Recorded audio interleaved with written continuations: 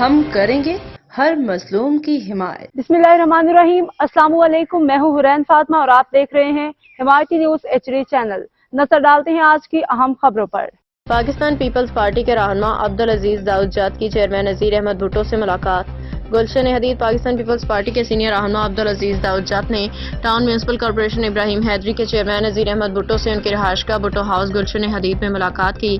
ملاقات کے دوران عبدالعزیز داؤد جات نے نذیر احمد بھٹو کو سالگرہ کی مبارکباد پیش کی اور ان کی خدمات کو سراہتے ہوئے نیک خواہشات کا اظہار کیا۔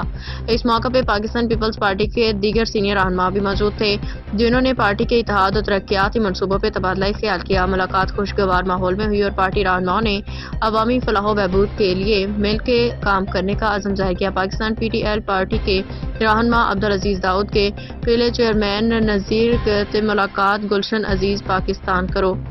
حاکم علی دل کی رپورٹ۔ اب تک کے لیے اتنا ہی۔ مزید خبروں اور اپڈیٹ سے باخبر رہنے کے لیے دیکھتے رہیں حمایتی نیوز HD چینل۔